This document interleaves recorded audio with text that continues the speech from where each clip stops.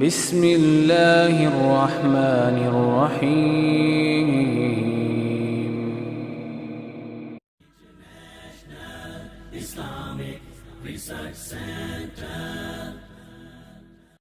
بحیثیت بیوی کے کہ شوہر کے مشورے کے بغیر کام نہیں کرتی تھی. یہ عورت کی بہت بڑی خوبی ہوتی، یعنی کوئی کام کرنا ہو تو شوہر سے مشورہ کرے، اسے اعتماد ملے.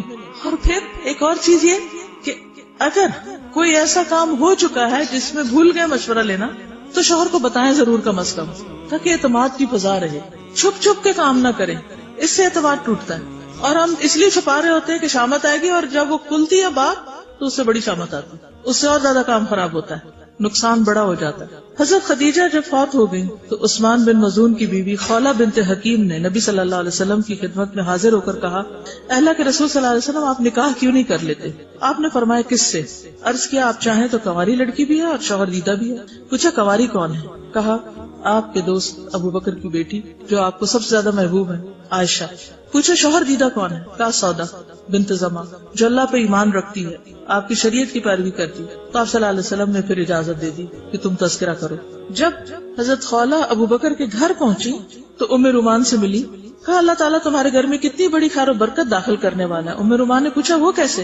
بتایا کہ نبی صلی اللہ علیہ وسلم نے مجھے عائشہ کے نکاح کا پیغام دے کر بھیجا ہے، یعنی میں میسج لے کر آئی، پروپوزل لے کر آئی ہوں. ام رومان نے کہا ابو بکر کے آنے کا انتظار کر لو، اللہ کے رسول کا پیغام آیا ہے. کیا کہتی ہیں؟ ابو بکر کا انتظار کرتے ہیں. کچھ دیر کے بعد ابو بکر بھی آتے ہیں اور پھر ان کے درمیان بھی یہی بات چیت. اس سے کیا پتہ چلتا؟ مثلا آپ کہتے ہیں اللہ کا حکم ہے نا، میں کرنے جا رہی ہوں، پوچھوں گی پھر بعد میں آ کے بتا دوں گی. نہیں، دین کے کام کے لیے بھی نکلے تو مشورے سے نکلیں، اعتماد میں لے کے نکلیں، بتائیں یہ کرنے جا رہی ہوں، یہ ایسا ہوگا، اس کام کے یہ تقاضے ہوں گے. یعنی دھوکے میں نہ رکھیں، ساتھ لے کے چلیں. اس سے کیا ہوگا کہ وقتی طور پہ ہو سکتا ہے آپ کو رکاوٹ آ جائے، روک دیں، نہیں کوئی نہیں کرنا، چپ کر جائیں. پھر تھوڑی دیر بعد پھر پیار سے کہیں کیا خیال ہے، پھر تھوڑی دیر بعد پھر پیار سے کہیں اچھا کیا خیال ہے، تو کہیں گے اچھا جاؤ کر لو، پھر کر لیں. لیکن تھوڑا انتظار کر کے اجازت لے کے کریں، اس میں برکت ہوگی. اب آپ دیکھیں کہ ایک اور روایت میں آتا ہے کہ جب نبی صلی اللہ علیہ وسلم نے حضرت عائشہ کا رشتہ مانگا تو ام رومان نے کہا کہ مطعم بن عدی نے اپنے بیٹے سے عائشہ کا رشتہ مانگا تھا. وہ ایک اور پروپوزل بھی تھا. اور اللہ کی قسم ابو بکر نے کبھی بھی وعدہ کر کے وعدہ خلافی نہیں کی کہ ان کے ساتھ بھی ابو بکر کی کمٹمنٹ ہے، ان سے کچھ ہاں کی ہوئی ہے انہوں نے.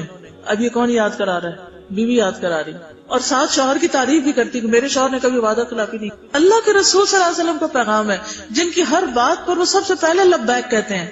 لیکن یہاں آپ دیکھیں کہ خاندانی زندگی کے معاملے کو کتنی سمجھداری سے حل کر رہے ہیں. وہی نہیں کہتے اچھا انہوں نے کہا بس سب وعدے بھول جاؤ اور سب کو چھوڑ دو اور کسی کی پرواہ نہ کرو اور بس ہاں کر دو. نو، یہاں جذباتیت نہیں چلتی، ہر ایک اپنا حق اور مقام ہے، مشورہ ضروری ہے.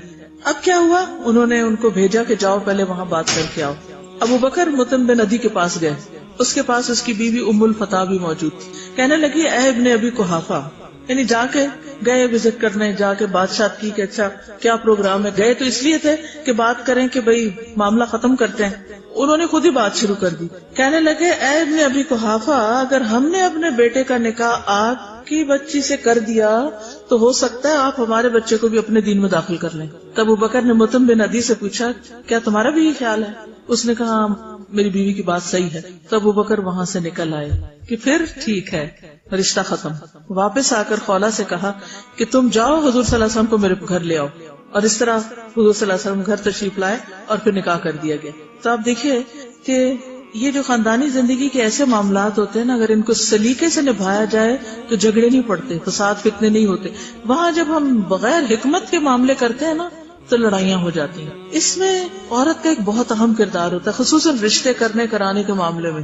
مردوں کو اتنا نہیں بعض چیزوں کا پتا ہوتا، تو عورت کو صحیح ڈائریکشن دینی چاہیے کہ دیکھو تم نے وہاں بھی بات کر رکھی ہے، یاد کرایا، اور جاؤ ان سے بات کرو.